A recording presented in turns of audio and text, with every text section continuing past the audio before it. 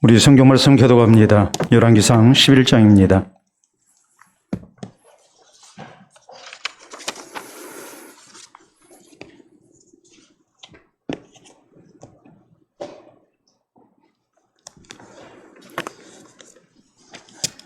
열왕기상 11장 14절에서 25절 말씀 교독합니다. 여호와께서 에돔 사람 하닷을 일으켜 솔로몬의 대적이 되게 하시니 그는 왕의 자손으로서 에돔에 거하였더라.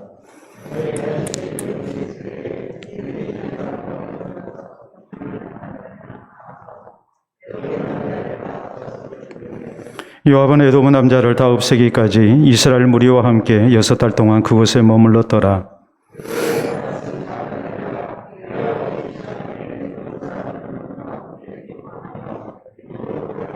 미디안을 떠나 파란에 이르고 거기서 사람을 데리고 애굽으로 가서 애굽 왕 바로에게 나아가매 바로가 그에게 집과 먹을 양식을 주며 또 토지를 주었더라.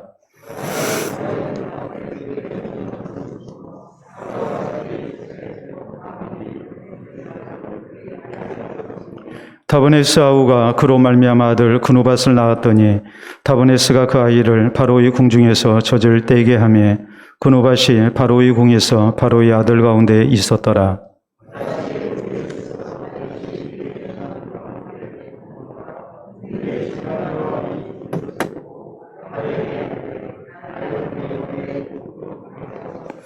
바로가 그에게 이르되 네가 나와 함께 있어 무슨 부족함이 있기에 내 고국으로 가기를 구하느냐.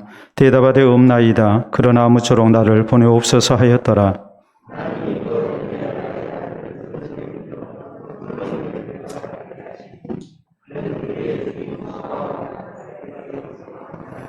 다윗이 소바 사람을 죽일 때에 르손이 사람들을 자기에게 모으고 그 무리의 괴수가 되어 다메섹으로 가서 살다가 거기서 왕이 되었더라.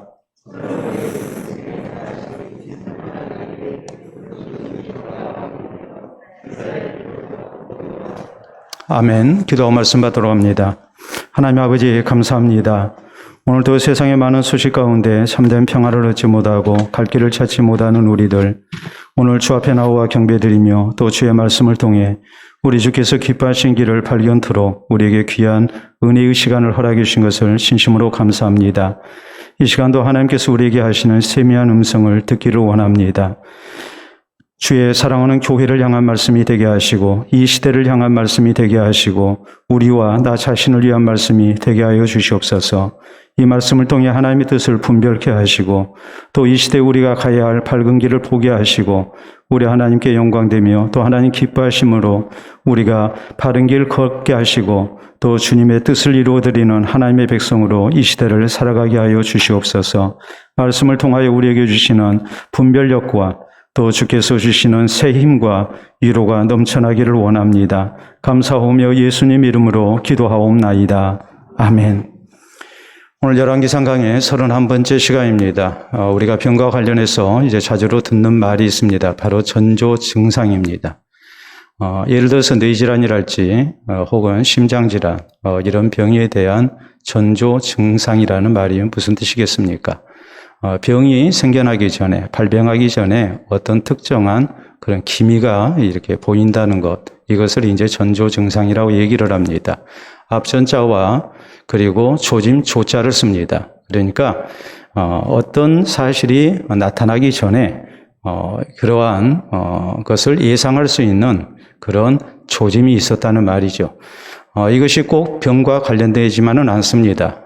우리 가운데 일어나는 어떤 사건이랄지 어떤 사고 이런 것들 이런 현상들을 우리가 곰곰이 살펴보면 분명히 거기에는 전조 증상이 있습니다. 그렇기 때문에 전조 증상을 우리가 잘 알고 있어야 하고 또 전조 증상을 우리가 소홀히 해서는 안 되고 전조 증상이 나타났을 때에 거기에 이제 합당한 조치를 취하는 것이 우리의 건강을 지키는 길이고 또 우리의 모든 삶 속에 우리가 안전을 확보하는 길이 됩니다.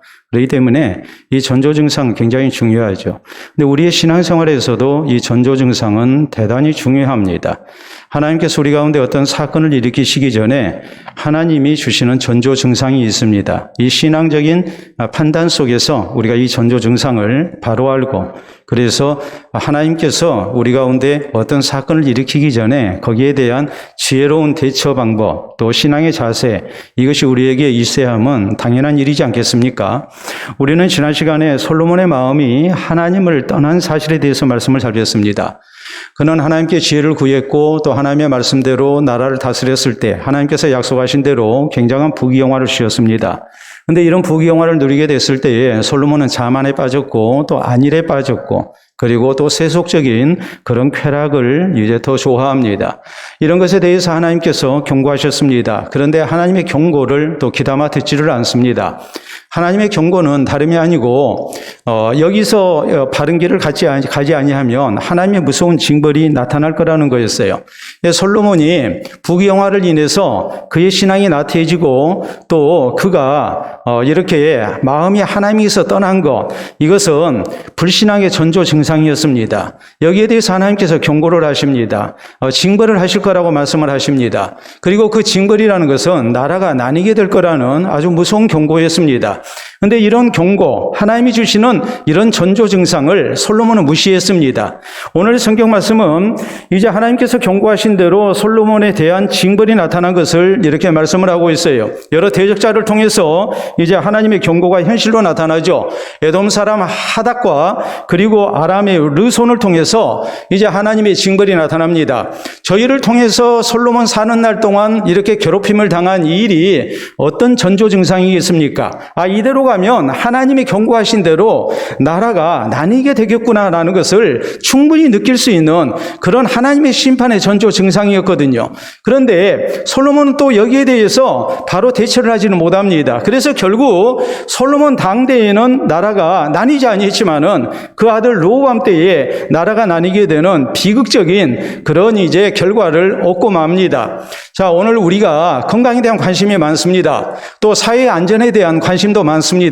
그래서 우리의 건강 가운데 어떤 전조 증상이 나타나면 우리는 굉장히 염려합니다. 그리고 우리의 건강을 점검하고 우리가 건강을 얻기 위해서 또 이런 병이 현실로 나타나지 않기 위해서 우리가 여러 가지로 조심을 하고 또 치료를 받죠. 또 사회 안전을 위해서 어떤 전조 증상이 나타날 때 거기에 대해서 대비책을 세워야 한다는 것도 우리가 잘 압니다. 근데 문제는 우리의 신앙생활 속에서 하나님이 주시는 전조 증상이 있단 말이에요. 우리의 신앙이 잘못 가게 됐을 때 하나님께서 우리에게 주시는 경고가 있고 또 이런 일을 통해서 하나님은 우리가 바로 가기를 원하세요. 그렇기 때문에 하나님이 어떤 식으로 우리에게 전조 증상을 허락하시는가, 우리가 그것을 영적인 전조 증상으로 받아들이고 내 신앙이 병들었다는 것을 우리가 인지하면서 여기에 대해서 심각한 위의식을 가지고 우리가 바로 대처할 줄 아는 그런 신앙의 자세가 우리에게 있어야 합니다. 그렇기 때문에 오늘 솔로몬에게 하나님께서 나타내신 이런 전조 증상, 또 이것을 무시했던 솔로몬의 모습, 이것이 우리에게 반복되지 아니하도록 오늘 여기 성경 말씀을 통해서 하나님이 어떤 식으로 우리에게 전조 증상을 나타내시는가, 이런 전조 증상 속에서 우리가 가져야 할 신앙의 자세는 무엇일까, 이것을 우리가 다시 한번 생각할 수 있어야 합니다. 자, 우리는 오늘 먼저 성경 말씀이 하나님께서 솔로몬의 대적자들을 나타내신 일에 대해서 분명하게 말씀하신 내용이 있어요. 그건 뭐냐면 이런 모든 일은 우연히 일어난 일이 아니라 다 하나님께서 주장하신 일이었다. 이것을 먼저 강조를 해요. 자, 14절에 있는 말씀 우리가 다시 봅니다. 여호와께서 에돔 사람 하닷을 일으켜 솔로몬의 대적이 되게 하시니 그는 왕의 자손으로서 에돔에 거하였더라. 전에 다윗이 에돔에 있을 때에 군대 지휘관 요압이 가서 죽임을 당한 자들을 장사하고 에돔의 남자를 다 쳐서 죽였는데 요압은 에돔의 남자를 다 없애기까지 이스라엘 무리와 함께 6달 동안 그곳에 머물렀더라. 자, 요압이 에돔 사람들을 씨를 말린 겁니다. 속된 말로 인종 청소를 한 거예요. 6달 동안을 머무르면서 전쟁에서 승리한 이 군대가 철수하지 않고 6달 동안 계속 머무르면서 에돔에 남자는 다 잡아서 죽이는 거예요. 그러니까 얼마나 참혹하고 얼마나 철저하게 에돔의 씨를 말리려고 했는지 우리가 짐작할 수 있지 않습니까? 아닙니까? 근데 이런 상황 속에서 하닷이라는 사람이 구사일생으로 목숨을 건지게 됩니다. 오늘 성경은 뭐라고 그랬습니까? 17절에 보면 그때의 하닷은 작은 아기라 그의 아버지 신하중 에돔 사람 몇몇과 함께 도망하여 애굽으로 가리하여 미디안을 떠나 파란에 이르고 거기서 사람을 데리고 애굽으로 가서 애굽 왕 바로에게 나아가매 바로가 그에게 집과 먹을 양식을 주며 또 토지를 주었더라. 하닷이 바로의 눈앞에 크게 은총을 얻었으므로 바로가 자기의 처제 곧 왕비 다브네스 아우를 그의 아내로 삼음에 다브네스 아우가 그로 말미암아 아들 그누밧을 낳았더니 다브네스가 그 아이를 바로의 궁중에서 젖을떼게 하며 그누밧이 바로의 궁에서 바로의 아들 가운데 있었더라. 하닷이라는 사람이 어린아이였는데 이렇게 참혹한 학살이 벌어지는 와중에 신하 몇 사람과 구사일생으로 목숨을 건질 수 있었습니다. 그래서 이제 쭉 미디안 쪽으로 돌아가지고 애굽으로 이렇게 피신을 갔습니다. 애굽에 가서 저가 거렁뱅이처럼 별 볼 일 없는 인생으로 목숨을 부지했다고 성경은 말씀하지 않습니다. 이 사람이 바로의 마음에 들어서 바로가 집도 주고 먹을 것도 주고 토지도 주고 거기에다가 자기 동서를 삼았단 말이에요. 자기 처제를 그의 아내 되게 해서 그를 왕족으로 만들어줬어요. 그리고 저들 사이에 낳은 아이까지 이렇게 왕자 대우를 받으면서 바로의 궁중에서 젖을 떼고 자랐습니다. 이런 모든 일을 누가 허락하셨는가 했을 때에 여호와께서라고 14절은 말씀을 하고 있는 겁니다. 자, 그래서 그가 상당한 세력을 얻게 되죠. 자, 하닷이 애굽에 있어서 다윗이 그의 조상들과 함께 잔 것과 군대의 지휘관 요압이 죽은 것을 듣고 바로에게 아뢰되 나를 보내어 내 고국으로 가게 하옵소서. 바로가 그에게 이르되 네가 나와 함께 있어 무슨 부족함이 있기에 내 고국으로 가기를 구하느냐. 대답하되 없나이다. 그러나 아무쪼록 나를 보내옵소서 하였더라 그랬어요. 그래서 하닷이라는 사람이 애굽으로 도망갈 때는 겨우 목숨 건져서 도망을 갔는데 돌아올 때에는 그가 상당한 실력자가 돼가지고 또 상당한 그런 부하들을 거느리고 이렇게 고국으로 돌아오게 됐고 그래서 솔로몬을 대적하는 아주 큰 세력이 됐다고 이렇게 말씀합니다. 그리고 이런 모든 일은 여호와께서 하신 일이라고 성경은 이렇게 강조를 하고 있는 거예요. 그 다음에 르손도 마찬가지죠. 자, 이어지는 23절 이하에 보면은 하나님이 또 엘리아다의 아들 르손을 일으켜 솔로몬의 대적자가 되게 하시니 그는 그의 주인 소바왕 하닷에셀에게서 도망한 자라. 다윗이 소바 사람을 죽일 때 르손이 사람들을 자기에게 모으고 그 무리의 괴수가 되어 다메섹으로 가서 살다가 거기서 왕이 되었더라. 솔로몬 일평생에 하닷이 끼치는 환난에 의해 르손이 수리아 왕이 되어 이스라엘을 대적하고 미워하였더라. 이렇게 말씀합니다. 자, 여기 하닷이랄지 르손이랄지 이런 사람들은 자기들의 어떤 능력 가운데서 저희가 한 민족을 이끄는 지도자가 됐고 솔로몬의 대적자가 됐다. 이렇게 성경은 말씀을 안 해요. 뭐라고 그러냐면 여호와께서 하나님이 이런 모든 일을 배후에서 주장하시고 허락하시는 가운데에 하나님께서 솔로몬에게 주신 전조증상, 너 이런 식으로 하면 내가 너에게 이렇게 큰 징벌을 내릴 것이고 나라가 나뉘게 될 것이다 하는 이런 하나님의 전조증상이 단순한 겁주는 얘기가 아니라 하나님이 의도하신 대로 흘러가도록 하나님이 모든 것을 주장하시고 섭리하셨다고 성경은 이렇게 말씀을 하고 있는 거예요. 자, 여러분, 여기서 우리에게 주시는 교훈이 무엇일까요? 그것은 우리의 생사화복이랄지 세상의 모든 일은 누가 다 주장하고 계신다는 사실입니까? 하나님께서 주장하고 계심을 우리에게 말씀하고 있는 겁니다. 그래서 하나님의 주권과 섭리를 인정하고 겸손히 하나님을 의지하고 살아야 하는데 솔로몬이 그렇게 안 한 거예요. 솔로몬은 굉장히 부강한 나라를 이뤘어요. 인근에 있는 많은 왕들이 솔로몬에게 조공을 바쳤고 솔로몬에게 찾아와서 국정 운영에 대한 지혜를 얻기를 원했어요. 그리고 정말 이 중동 지역에서 으뜸가는 그런 부강한 나라를 솔로몬이 이뤘습니다. 솔로몬이 생각할 때 그런 생각할 수 있죠. 내가 다른 나라의 운명까지, 다른 민족의 운명까지 내가 다 주장한다는 생각을 할 수 있습니다. 이런 솔로몬에게 하나님은 무엇을 말씀하십니까?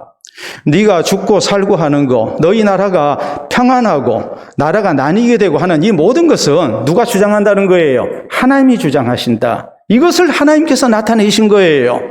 그래서 솔로몬으로 하여금 겸손하기를 원하셨고 이 솔로몬이 우리의 생사복의 주인 되시고 세상 역사를 주장하시는 하나님을 바라고 하나님 앞에 겸손한 모습으로 돌아오기를 원하신 것이고 솔로몬이 겸손히 하나님 의지하고 살 것을 하나님께서는 바라신 거예요. 근데 솔로몬이 그렇게 하지 아니한 거지요. 여러분, 성경은 잠언 21장 1절에 우리에게 이렇게 말씀합니다. 왕의 마음이 여호와의 손에 있음이 마치 봇물과 같아서 그가 임의로 주장하시느니라. 서수심을 가둬놓고 우리가 임의로 사용하는 것과 마찬가지로 왕의 마음이랄지라도 절대 권력을 가지고 있는 왕의 마음도 하나님이 주장하신다고 이렇게 말씀하십니다. 또 잠언 21장 31절에 보면 사울날을 위하여 마병을 예비하거니와 이김은 여호와께로 말미암는다라고 우리에게 말씀합니다. 여러분, 사울날을 위해서 군대를 모으고 훈련시키고 또 많은 군량을 준비하고 또 전략을 짭니다. 그런데 이런 모든 일들 속에서 이 사람이 철저히 준비한다 할지라도 결국 승리는 누가 주시는 건가? 하나님이 주장하신다는 말이에요. 우리가 철저히 하나님 의지하고 살아야 한다는 것을 말씀하고 있는 것이죠. 여러분, 형들이 요셉을 애굽의 노예로 팔았습니다. 근데 요셉은 형들이 팔았다고 생각하지 않았습니다. 요셉은 이 모든 일 속에 하나님이 배후에서 역사하신다고 믿었습니다. 그렇기 때문에 나중에 형들 만나서 했던 말은 이것입니다. 당신들이 나를 이곳에 팔았으므로 근심하지 마소서, 한탄하지 마소서. 하나님께서 많은 생명을 구원하시기 위해서 나를 먼저 이곳에 보내셨습니다. 당신들이 나를 판 것 같지만 하나님이 나를 이곳에 보내신 겁니다. 하나님의 섭리를 먼저 이렇게 고백을 하죠. 예수님 당시에 예수님 출생하실 때 로마의 황제인 가이사 아구스토가 천하에 호정령을 내렸습니다. 인구조사를 시행한 겁니다. 가이사 아구스토, 우리가 역사 속에서 로마의 2대 황제인 옥타비아누스를 얘기합니다. 아우구스투스, 존엄한 신의 아들이라는 이름을 가지고 있었던 굉장한 왕입니다. 초대 황제인 시저의 뒤를 이어서 시저의 양아들이 돼가지고 이제 황제 자리에 오른 인물입니다. 로마 제국의 전성기 때입니다. 이 사람이 로마 제국 내의 모든 사람들에게 호정령을 내렸습니다. 그래서 예수님의 부모가 되는 요셉과 마리아도 자기 조상들의 고향인 베들레헴으로 가서 호적을 합니다. 그런데 이 베들레헴에 호적하러 간 일, 거기에서 예수님이 출생한 일을 성경은 뭐라고 말씀하십니까? 하나님께서 성경에 예언한 대로 예수님이 베들레헴에 출생케 하기 위한 하나님의 섭리 가운데 되어졌음을 말씀하고 있는 거예요. 당시 세계를 호령하고 있었던 가이사 아구스토가 호정령을 내려서 되어진 일이지만 이 모든 것은 하나님의 섭리를 이루시기 위한 하나님의 배후에서 주장하신 일이었다고 이렇게 성경은 말씀을 하고 있는 거란 말이에요. 윌리스 라이머라는 미군 병사가 있었습니다. 이 사람이 제2차 세계대전 때 전투 중에 독일군에게 포위가 됐습니다. 다급하죠. 신앙이 조금 있었기 때문에 하나님께 다급한 기도를 드렸습니다. 하나님, 나를 살려주시면 내가 고향에 돌아가서 주님의 교회당을 지켰습니다. 그런데 이 사람이 기적적으로 살아날 수가 있었어요. 그래서 이제 귀향을 하게 됐어요. 고향에 돌아와 봤더니 옛날 군에 갈 때 고향이 아니에요. 그 당시에는 사람들도 많이 살고 집도 많고 좀 이렇게 번성한 그런 고향이었는데 그곳에 좋지 못한 일이 많이 생기고 또 농사가 흉작이 되고 해가지고 경기가 다 죽어서 불황이 돼서 사람들이 마을을 다 떠나서 마을이 없어져 버린 거예요. 자기가 생각할 때는 자기 고향에 예배당이 없으니까 하나님이 나 살려주시면 내가 고향에다가 예배당 지어서 그래서 우리 마을 사람들이 정말 하나님 앞에 나와서 하나님을 경외하고 이렇게 신앙생활 잘하는 그런 하나님의 백성이 되게 해야 되겠다는 생각 속에서 그런 소원을 한 거거든요. 내가 이렇게 죽을 수밖에 없는 그런 상황 속에서 내게 역사하셔서 내 기도를 받으시고 나를 살려주신 하나님, 이 하나님을 증거하고 더 많은 사람들이 하나님을 경외하기를 원해서 그가 그런 소원을 한 거예요. 하나님이 살려주셨습니다. 그런데 와서 보니까 사람이 없는 거예요. 예배당을 지을 필요가 없는 상황이 됐어요. 그런데 이 사람이 생각하기를 하나님은 도저히 불가능한 일도 가능케 하신 하나님인데 나를 이렇게 죽을 위기 속에서 나를 살려주신 하나님인데 내가 하나님 앞에 소원한 대로 예배당을 지어놓으면 하나님께서 믿는 자들을 보내주시겠지. 그리고 예배당을 지은 겁니다. 누가 보다도 미련한 짓을 한 거예요. 사람이 있어야죠. 제가 우리 교회 이곳에 35년 전에 예배당을 지을 때, 조립식으로 지을 때 제가 교육전사 시절 때 가르쳤던 이제 대학생, 걔가 대학생이 돼가지고 같이 이렇게 제 처남하고 같이 이렇게 비 오는 날 앞에 이렇게 물웅덩이가 있어가지고 거기에 이제 흙 퍼다가 이제 메웁니다. 그래서 제 목양실에 가면 우리 교회 맨 처음 모습 그 사진이 있어요. 확대해서. 근데 그 후배가 그래요. 목사님, 여기다 예배당 지어놓으면 누가 올까요? 왜냐하면 밭 한가운데 있거든요. 아무것도 없어요. 여기다 예배당 지으면 올까요? 그래서 내가 그랬어요. 걔 이름이 현진인데, 현진아, 네 눈에는 안 보이지? 내 눈에는 교인들이 보인다. 하나님이 보내주실 것이다. 여러분이 오셨잖아요. 이 사람이 그런 믿음을 가진 거예요. 내가 하나님 앞에 서운한 대로 예배당을 지어놓으면 하나님은 불가능한 일도 가능케 하신 하나님이고 죽을 사람도 살려주셨는데 하나님께서 하나님의 백성들을 보내주시겠지. 그리고 말 그대로 사람 살지 않는 마을에 예배당을 지은 겁니다. 사실 그렇잖아요? 도시라는 것이 한번 이렇게 번성했다가 사람들이 싹 빠지고 나면 다시 살아나기가 쉽지가 않잖아요. 차라리 허벌판에 짓는 것이 낫지. 그런데 이렇게 예배당을 지어놨는데 놀라운 하나님의 기적이 나타나요. 허벌판에 이렇게 예배당이 있는 것과 마찬가지로 지금 속된 말로 망해버린 도시에 지금 마을에 예배당이 하나 들어선 겁니다. 그랬더니 오가는 길손들, 여행객들이 여기 들려서 예배를 드리는 거예요. 그래서 1년이면 1000명이 찾는 교회가 됐어요. 이게 하나님의 섭리거든요. 세상 일을 주장하신 하나님의 섭리예요. 우리 사람의 생각을 뛰어넘는 하나님의 섭리가 분명히 있는 거란 말이에요. 그렇기 때문에 우리 성도가 하나님 앞에 고백해야 할 신앙의 자세가 무엇입니까? 잠언 3장 5절로 6절은 우리에게 이렇게 말씀합니다. 너는 마음을 다하여 여호와를 신뢰하고 내 명철을 의지하지 말라. 너는 범사의 그를 인정하라. 그리하면 그가 내 길을 지도하시리라. 내 삶의 주인이 하나님이신 것을 우리가 인정을 하고 이 하나님을 앞세우고 사는 성도가 돼야 한다는 말입니다. 하나님은 하나님의 뜻을 이루시기 위해서 하나님의 절대 주권 속에 세상 모든 일을 섭리하고 계십니다. 우리는 그 섭리 속에 사는 하나님의 백성들입니다. 이 신앙을 우리가 늘 고백하는 가운데 우리 삶의 주인 되신 하나님을 우리가 겸손히 인정하고 하나님 의지하고 그래서 하나님께서 우리를 선한 길로 인도해 주시는 이런 은혜 속에 사는 우리 모두가 될 수 있기를 바랍니다. 다음 우리가 생각해야 할 것은 하나님께서 왜 이렇게 하닥과 르손을 일으켜서 솔로몬을 괴롭혔느냐 하는 거예요. 이건 전조 증상이었습니다. 솔로몬에게 경고하신 거였어요. 솔로몬을 하여금 자기의 죄를 깨닫고 하나님 앞에 돌아오게 하신 거였어요. 이 목적 때문에 하나님께서 이런 전조 증상을 나타내신 거예요. 하닷이 반역의 칼을 갑니다. 복수의 칼날을 갑니다. 그리고 르손이 그를 괴롭힙니다. 이런 일을 당할 때 솔로몬은 무엇을 생각해야 합니까? 선지자를 통해서 하나님께서 내게 경고하신 것을 생각했어야죠. 이것이 하나님이 내게 주신 전조 증상이라고 봐야 해요.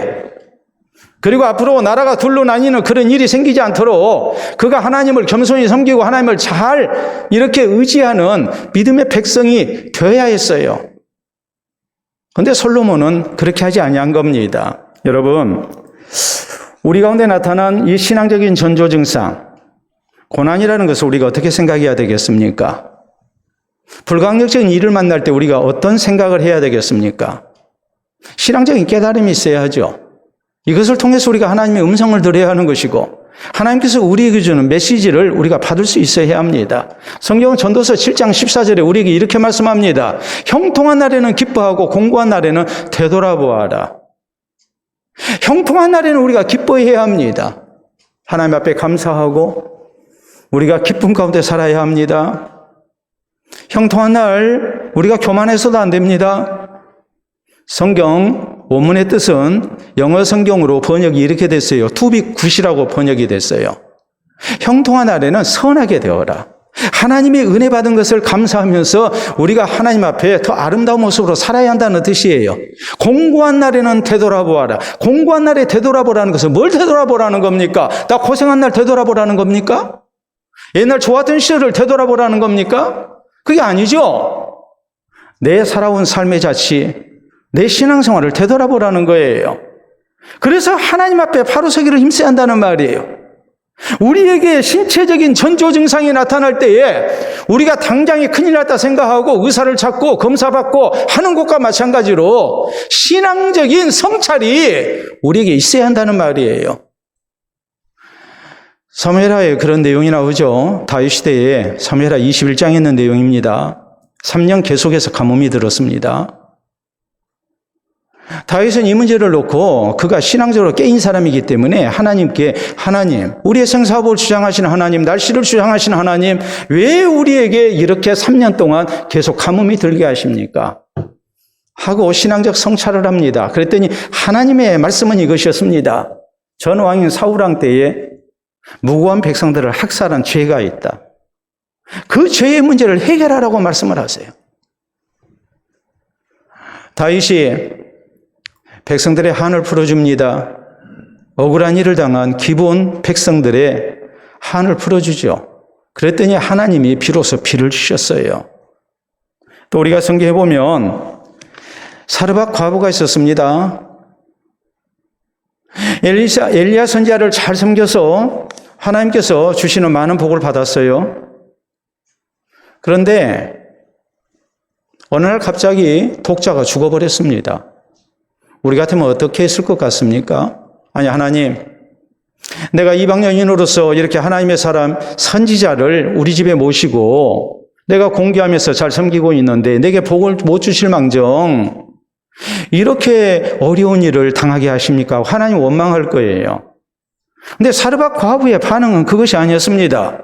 엘리야 선지자를 찾아서 외쳤던 말은 왜 나로 하여금 내 죄를 생각나게 하십니까? 였거든요.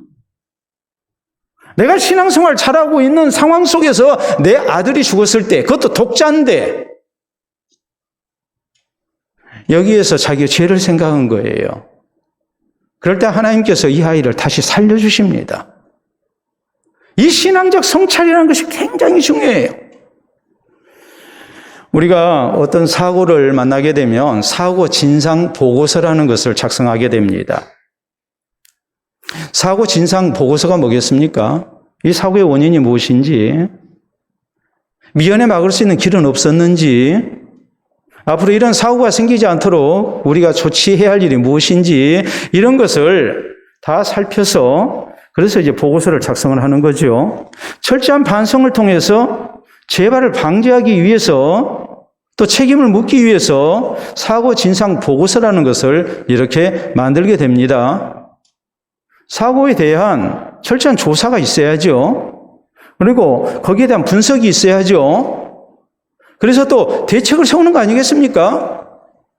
이미 엎질러진 물이고 또 후회해봐야 소용없는 일이라고 생각하면서 재수 없어서 이런 일이 있었다고 생각하면 그런 일은 나중에 더 큰 모습으로 우리에게 나타나는 것 아니겠습니까?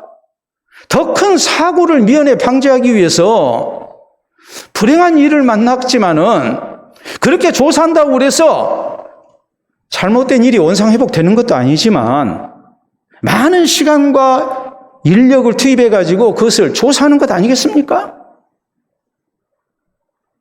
여러분 사진 하나 보도록 하겠습니다. 사진 보시게 되면 폐업한 소상공인들의 재기를 도와드립니다. 소상공인 재기 지원센터, 저게 전국에 한 30개 있어요. 폐업하려는 소상공인이 손해를 덜 보고 안전하게 사업을 정리하고 나중에 재기하는 것을 도와주기 위해서 만들어진 그런 기관이에요. 여기서 강조하는 것이 이겁니다. 제대로 폐업해야 재기할 수 있다. 운영난에 폐업을 했습니다. 그러면 단순히 재정적 지원을 하면 다시 재기할 수 있는 것이 아니다 이 말이에요. 왜 망했는가? 여러분 지금 코로나 시국에 좀 죄송합니다만 자영업자들이 좀 힘들다고 그래요. 그런데 우리가 피부로 느끼는 거지만 잘 되는 집은 여전히 뭐 합니까? 잘 됩니다. 안 되는 집은 안 돼요. 나중에 이것을 코로나 때문에 우리 가게는 안 됐다. 내 사업은 망했다. 이렇게만 생각하고 있으면 나중에 코로나가 끝나고 나도 그 사업이 재기할 수 있겠습니까?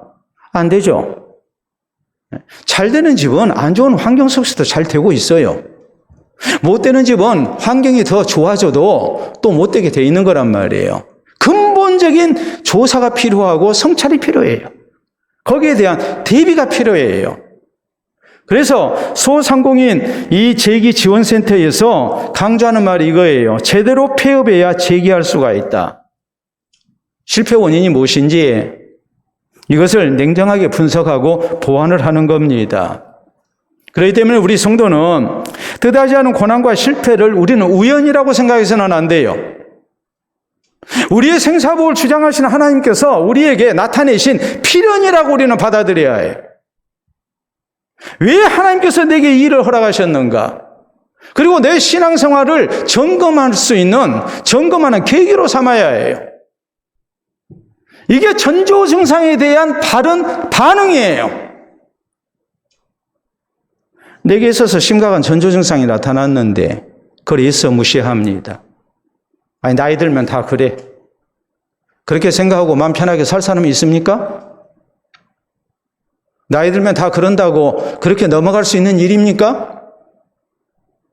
뭔가 뇌질환에 대한 전조 증상이 나타나고 심혈관 질환에 대한 전조 증상이 나타난다면 그렇게 편안하게 잠을 자고 밥을 먹을 수 있겠습니까? 병의 원인이 밝혀지지 아니하면 어떻게 해서든지 병의 원인을 찾아내려고 하는 것 아니겠습니까?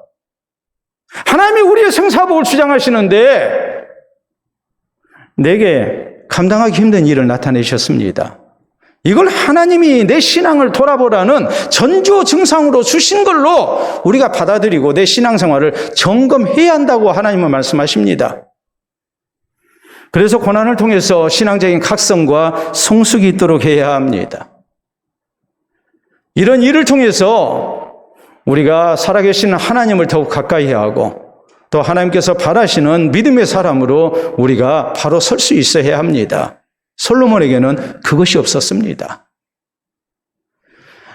내가 다른 나라 운명까지 다 결정 짓는다고 생각했고 그의 마음은 하나님께서 떠났고 하나님이 하닥과 르손을 통해서 이런 경고가 현실로 나타날 수 있다는 것을 말씀하셔도 그는 고치지를 않았습니다. 그래서 결국 불행한 역사를 이제 맞이할 수밖에 없는 처지가 되고 만 겁니다.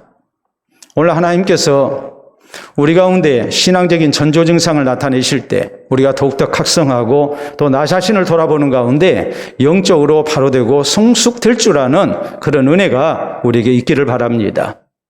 자, 우리가 또 하나 생각해야 할 것은 하나님께서 하닥과 르손을 하나님의 도구로 사용하셨다는 말입니다. 이 사람들은 솔로몬 입장에서 보면 굉장히 나쁜 사람들이죠. 솔로몬의 대적자들이에요. 근데 이들은 단순히 솔로몬의 대적자가 아니라 하나님께서 솔로몬을 바로 서게 하기 위한 그리고 주의 백성을 사랑하셔서 저희를 하나님의 백성으로 바로 설 수 있도록 하기 위한 하나님의 도구로 삼으셔서 저희를 사용하셨어요. 하닷이라는 사람이 구사일생으로 목숨을 건졌습니다. 그리고 극적으로 재기했습니다. 이 모든 것은 하나님의 섭리 가운데 되어진 일이죠. 그래서 그가 고국으로 돌아와서 솔로몬의 대적자가 됩니다. 르손도 마찬가지였습니다. 르손도 구사일생으로 목숨을 건졌고 극적으로 재기했습니다. 이것도 하나님의 섭리 가운데 되어진 일이었습니다. 그래서 솔로몬의 대적자가 됩니다. 그래서 25절은 뭐라고 말씀합니까? 우리 같이 읽어봅니다. 솔로몬이 일평생에 하닷이 끼치는 환난에 의해 르손이 수리아 왕이 되어 이스라엘을 대적하고 미워하였더라. 여러분, 하닷과 르손이 솔로몬을 대적하고 이스라엘을 괴롭혔다고 이렇게 성경이 지금 말씀을 하고 있는데 하나님께서 우리의 모든 생사복을 주장하시는 하나님이시고 고난을 통해서 하나님께서 우리 자신의 신앙생활을 성찰하고 되돌아보게 하시는 하나님이라면 하닷과 르손은 누굽니까? 단순히 대적자입니까? 아니죠. 하나님의 도구로 지금 쓰임을 받고 있는 거예요. 성경은 잠언 16장 4절에 이렇게 말씀해요. 여호와께서 온갖 것을 그 시움에 적당하게 지으셨나니 악인도 악한 날에 적당하게 하셨느니라. 하나님이 창조주 되신 하나님께서 세상에 내신 모든 것은 다 창조 목적이 있다고 말씀을 하세요. 악인도 악한 날에 적당하게 하셨느니라. 그렇다면 하닥과 르손도 하나님이 쓰시기 위해서 저희 목숨을 살려주신 것이고 지키게 하신 거예요. 그리고 자기 민족의 지도자가 되게 하고 나라의 왕이 되게 한 거예요. 그래서 솔로몬을 대적하게 한 거예요. 그래서 하나님께서 선지자를 통해서 경고하신 것, 여기에 대한 전조 증상을 나타내신 겁니다. 그러면 우리가 이런 생각을 해야죠. 솔로몬이 하닥과 르손을 놓고 아이고 저놈은 나쁜 새끼들, 내가 가만히 두면 안 돼. 저것들을 없애버려야지. 그래야 내가 편해져. 이 생각을 했다면 그건 크게 잘못된 것 아니겠습니까? 여러분, 솔로몬이 어떤 생각을 해야 합니까? 하나님이 나의 대적자들을 세우셔서 나에게 경고하시는구나. 나에게 신앙생활 잘하라고 말씀하시는구나. 이렇게 깨달아야 하거든요. 하닥과 르손은 하나님이 쓰시는 악한 도구였어요. 누구를 위해서? 솔로몬과 그 나라를 위해서. 그런데 솔로몬은 단순히 자기를 괴롭히는 대적자라고만 생각을 하고 돌아서지를 아니했어요. 그래서 그에게 이것이 또 그의 자손들에게 불행의 씨앗이 된 거예요. 성경에 이런 대목이 나오죠. 다윗에게 평생 원수 같은 사람이 있습니다. 누굽니까? 사울왕이죠. 얼마나 다윗을 힘들게 합니까? 근데 다윗은 사울왕 때문에 하나님 앞에 겸손했고 하나님을 더욱 의지했고 하나님 앞에 기도를 더 많이 했습니다. 그리고 하나님 앞에 모든 것을 맡기고 살았습니다. 어떤 경우 시므이라는 사람 때문에 다윗이 또 굉장히 괴롭힘을 당합니다. 억울한 일을 당했습니다. 다윗의 아들 압살롬의 반란을 피해가지고 피난길에 올랐는데 시므이가 사울 왕가의 자손인 시므이가 쫓아와서 돌을 던지면서 막 욕을 합니다. 너 사울왕을 죽이고 왕위를 빼앗더니 그런 꼴 당할 줄 알았다 하면서 말도 안 되는 소리하고 막 하거든요. 신복의 아비새 장군이 얘기하기를 저 죽은 개 같은 자식이 내 주를 욕하다니 명령만 내려주십시오. 내가 건너가서 한 칼에 목을 베겠습니다. 충분히 그럴 수 있는 힘이 있습니다. 다윗이 뭐라고 그럽니까? 나 둬라. 내 몸에서 난 아들도 내게 이렇게 반란에 칼을 들었는데 사울 왕가에 남은 저 사람이 오죽하겠느냐. 저거 다 하나님이 그리하라고 시키신 거다. 하나님의 섭리 차원에서 받아들이잖아. 하나님께서 나를 겸손케 하시고 나를 깨우치시기 위해서 저 시므이라는 사람을 지금 두신 것이다. 다윗은 그렇게 받아들였어요. 그러니까 다윗이 위대한 하나님의 사람으로 자리매김이 되고 있는 거예요. 자기 자신을 돌아보죠. 자, 우리 사진 하나 보도록 할까요? 우리가 잘 아는 얼굴들입니다. 누굽니까? 김연아 선수와 그리고 라이벌 관계에 있었던 일본의 아사다 마오입니다. 아사다 마오에 대해서 뭐라고 얘기할까요? 이런 상황에서 시대를 잘못하고 태어났다고 얘기합니다. 왜요? 김연아 선수와 같은 시대, 같은 선수 생활을 했기 때문에. 왜 하필이면 김연아 선수가 있어서 번번이 이렇게 우승을 못하게 됐을까? 불운한 일이죠. 근데 두 선수에게 물어봤습니다. 상대를 어떻게 생각하느냐? 그것도 좋은 경쟁 상대였습니다. 김연아 선수는 얘기하기를 아사다 마오가 있음으로 해서 내가 더 많이 노력할 수 있었고 내 기량이 성장할 수 있었습니다. 아사다 마오 역시 연아 선수 때문에 내가 더 노력을 할 수 있었습니다. 그래서 내가 이 일이라도 한 겁니다. 이렇게 대답을 합니다. 상대를 어떻게 보느냐는 것이 중요하거든요.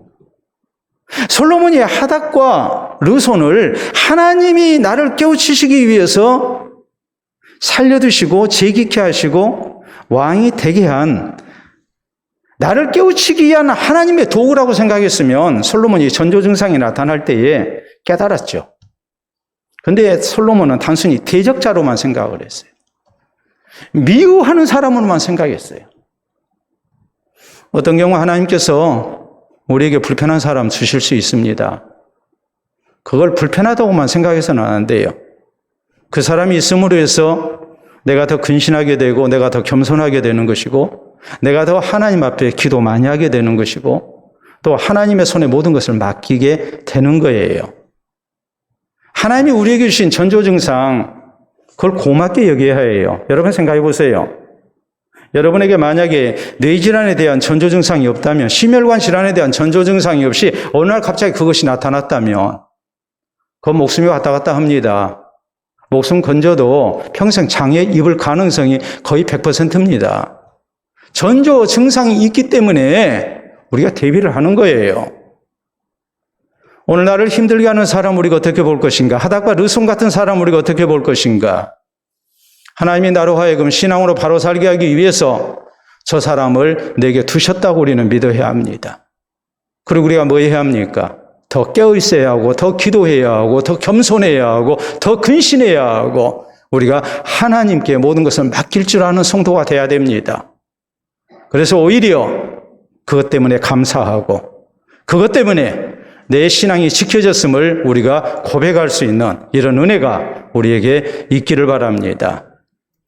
자, 우리가 쓰는 말 가운데 갈등이라는 말이 있습니다. 갈등이라는 것은 개인이나 집단 사이의 마음과 뜻과 이해관계가 달라서 서로 적대시하거나 충돌을 일으키는 것을 말합니다. 이걸 우리는 갈등 구조라고 얘기를 하죠. 갈등이 있다고, 갈등진다고 얘기를 하죠. 여러분, 갈등은 뭘까요? 갈은 칡나무를 얘기합니다. 칡입니다. 등은 등나무입니다. 근데 왜 갈등이라고 그럴까요? 여러분, 사진을 보시게 되면 이것이 갈등이라는 것을 알게 돼요. 자, 칡나무나 등나무는 덩굴식물이에요. 덩굴로 이렇게 다른 나무를 감고 올라가요. 그런데 저건 방향이 서로 반대예요. 칡은 오른쪽으로 가마 돌아갑니다. 등나무는 왼쪽으로 가마 돌아가요. 그러니까 서로 한 나무를 감고 돌아가게 되면 서로 엉키게 돼 있어요. 저게 갈등이에요. 사람과 사람 사이에 갈등이 있다는 것이 얼마나 우리를 힘들게 합니까? 우리는 그것 때문에 힘들어합니다. 근데 사람과 사람 사이에 갈등도 힘든 문제지만 하나님과 나 사이에 갈등이 있다는 것은 우리의 삶에 전체적으로 문제가 생긴다는 것을 의미해요. 요한삼서 1장 2절에 우리에게 뭐라고 말씀하십니까? 사랑하는 자여, 내 영혼이 잘됨 같이 네가 범사에 잘되고 강건하기를 내가 강구하노라. 하나님과 우리 사이에 신앙적인 갈등이 없어야 한다고, 이것이 가장 우선되고 중요하다고 우리에게 강조를 합니다. 솔로몬은 사실 하닥과의 갈등이 문제가 아니었어요. 르손과의 갈등이 문제가 아니었어요. 솔로몬에게 가장 큰 문제는 하나님과의 갈등이었어요. 그의 마음이 하나님에서 떠났어요. 나라가 부강해지니까 신앙생활 가운데 나태와 안일이 틈탔습니다. 세속적인 영광을 좋아합니다. 하나님 의지하지 않습니다. 그리고 그는 하나님의 말씀을 위배하기 시작합니다. 하나님과의 갈등이 그로 하여금 심각한 문제를 일으킬 수 있으니까 하나님께서 선지자를 시켜서 경고하십니다. 신앙에서 하나님에게서 멀어지는 전조 증상이 나타나기 시작한 거예요. 이제 더 심각한 전조 증상이 나타나요. 하닥과 르손을 통해서 평생의 솔로몬의 대적자가 되게 하세요. 그러면 이런 전조 증상을 놓고 솔로몬은 크게 깨달아야 했어요. 근데 그리하지를 못했어요. 오늘 하나님께서 이 솔로몬에게 주신 전조 증상을 우리에게도 주실 수 있습니다. 그러기에 앞서서 우리가 가져야 할 신앙의 자세가 무엇이겠습니까? 우리가 하나님과 갈등지지 않는 그런 신앙생활을 하기 위해서 우리에게 필요한 신앙의 자세, 그것이 무엇이겠습니까? 먼저 우리가 명심해야 할 것은 우리의 생사복의 주인은 하나님이심을 인정해야 합니다. 겸손히 우리가 하나님을 인정하고 하나님 의지하고 사는 성도가 돼야 됩니다. 그리고 우리의 모든 삶을 주장하신 하나님께서 우리에게 힘든 일을 주셨을 때에 이것은 하나님이 내게 주신 전조 증상이라고 받아들여야 해요. 그런 일을 통해서 우리는 내 신앙을 다시 한번 점검해야 해요. 신앙으로 바로 살기를 힘써야 해요. 나를 힘들게 하는 사람들까지도 우리는 하나님이 내게 주신 기회라고 우리는 여겨야 해요. 그리고 우리는 하나님 앞에 더 많이 기도하고 더 신앙생활 잘하기를 힘쓰는 성도가 돼야 됩니다. 그래서 하나님과의 갈등 관계가 아니라 하나님과 바른 관계를 맺고 또 하나님께서 우리 가운데 아름답게 역사하시고 또 우리를 통해서 하나님의 영광을 나타내시는 이런 은혜를 우리 모두가 허락받을 수 있기를 바랍니다. 우리 함께 기도합니다. 오늘 나의 신앙생활 속에 하나님께 주신 전조증상은 있지 않습니까? 육신의 질병보다도 신앙의 질병을 우리는 더 두렵게 여겨야 합니다. 나의 삶의 주인 되신 하나님, 모든 일 가운데 하나님의 선하신 뜻을 위해서 섭리하시는 하나님을 우리가 다시 한번 기억하면서 하나님이 주신 굳은 일, 우연이 아니라 필연이라고 우리는 받아들이고 더욱더 근신하고 신앙생활 바로 할 것을 힘쓰는 성도가 되어야 됩니다. 이것이 곧 하나님께서 나를 더 사랑하시는 길이고 선한 길로 인도해주시는 첩경이 됨을 우리가 굳게 믿고 하나님 앞에 더욱 낮아진 모습으로 주님을 향한 우리의 신앙의 모습 회복하게 해달라고 우리 함께 기도합시다.